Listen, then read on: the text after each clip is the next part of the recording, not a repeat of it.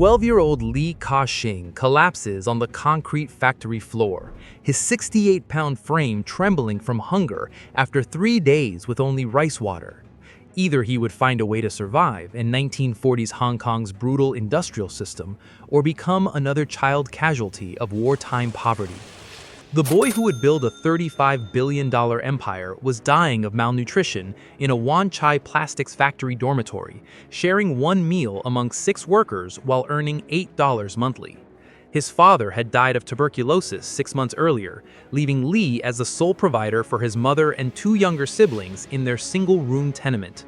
The factory supervisor allocated exactly 47 minutes of sleep between 16-hour manufacturing shifts, forcing workers to collapse on the same floor where they assembled plastic combs and buttons during daylight hours.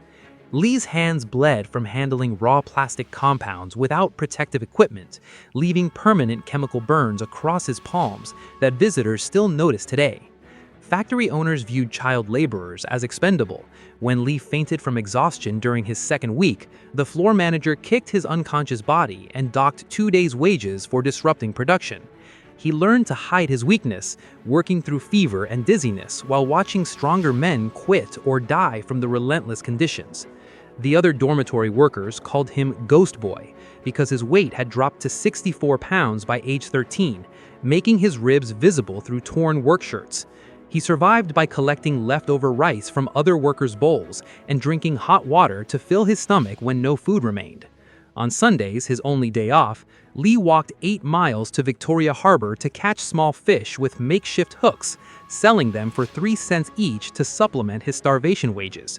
These fishing expeditions taught him his first business lesson: identify what others overlook, then extract maximum value through persistent effort. But what happened next would transform this starving child into Asia's most feared business strategist. Here's where Ka-Shing's method became unstoppable. First, he memorized the complete production process of every item manufactured in the factory, from raw material costs to final wholesale prices. While other workers focused solely on their assigned tasks, Lee studied inventory sheets after hours, calculating profit margins and identifying inefficiencies that factory owners hadn't noticed. He discovered the factory paid 12 cents for plastic compounds that could be purchased for 8 cents from alternative suppliers in Kowloon, representing a 33% cost reduction opportunity. Second, he developed extraordinary work endurance by deliberately practicing hunger and sleep deprivation as competitive advantages. Lee trained his body to function on 3 hours of sleep and 1 meal per day, giving him mental clarity when supervisors and competitors were weakened by fatigue. During 18-hour shifts, he remained focused while others made costly errors, positioning himself as the most reliable worker in a facility where mistakes resulted in immediate termination. Third, he studied wealthy customers who visited the factory, analyzing their speech patterns, clothing choices, and negotiation tactics through careful observation. Lee practiced speaking Cantonese with proper pronunciation instead of his rural dialect, spending nights repeating phrases until he could mimic the educated accent of successful Hong Kong businessmen. He understood that language and presentation would determine whether future partners treated him as an equal or dismissed him as worthless. Fourth, he saved 90% of his $8 monthly salary through extreme frugality while simultaneously investing in knowledge acquisition. Lee purchased discarded newspapers and business magazines from wealthy neighborhoods, studying market prices and trade patterns that revealed profit opportunities invisible to his factory colleagues. Every cent not spent on survival went toward his education fund, as he calculated that knowledge would multiply his earning potential exponentially. Fifth, he identified and cultivated relationships with the most successful workers and minor supervisors, learning their techniques while offering assistance that made him indispensable. Lee volunteered for overtime shifts that others rejected, gradually earning trust from managers who began sharing business insights during late-night conversations. These relationships provided access to supplier contacts and customer information that became crucial for his future ventures. This combination was devastating to his competition. While other workers focused on surviving each day, Lee was systematically acquiring the skills, knowledge, and connections necessary to dominate entire industries. And just when Lee thought he'd mastered survival, everything came crashing down. At age 14, the factory owner discovered his secret notebook containing detailed production costs and supplier information, accusing Lee of industrial espionage and threatening to report him to British colonial authorities. The accusation carried potential deportation back to mainland China, where communist forces were executing suspected capitalists and their families. Factory security searches dormitory space, finding his carefully hidden savings of $127 and confiscating the money as evidence of theft. Lee faced immediate termination without wages, blacklisting from other manufacturing jobs, and possible imprisonment if the espionage charges were filed with colonial police. His mother and siblings would face starvation within weeks if he couldn't find alternative employment. But every factory in Wanchai had received warnings about the spy boy who stole trade secrets. If that wasn't enough, Hong Kong's economy collapsed during the 1949 Communist Revolution as mainland refugees flooded the territory, creating massive unemployment and driving wages below survival levels.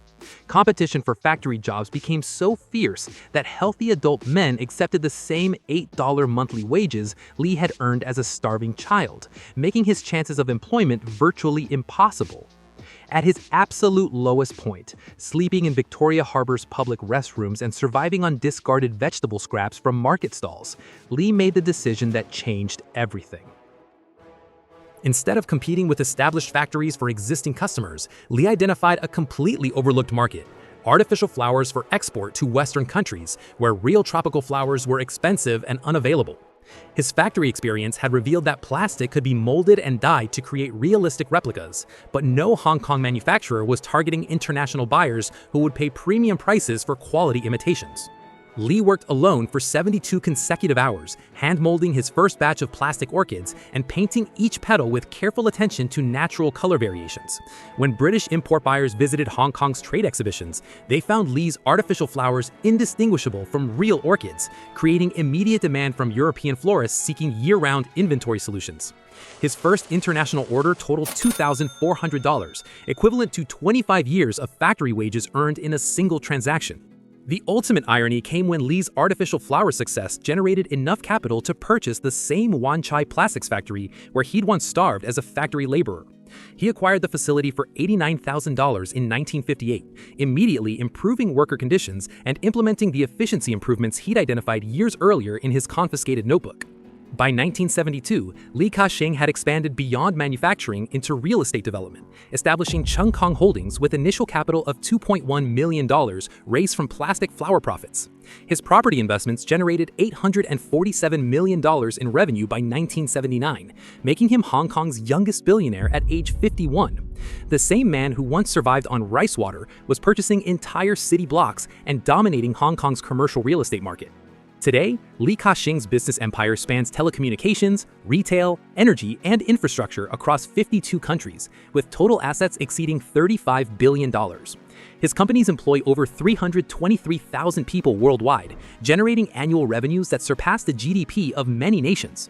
The boy who was dismissed as worthless by factory supervisors became Asia's most successful entrepreneur through methodical preparation and strategic patience. The lesson is profound. Extreme hardship becomes your greatest competitive advantage when you use suffering as education rather than allowing it to defeat you.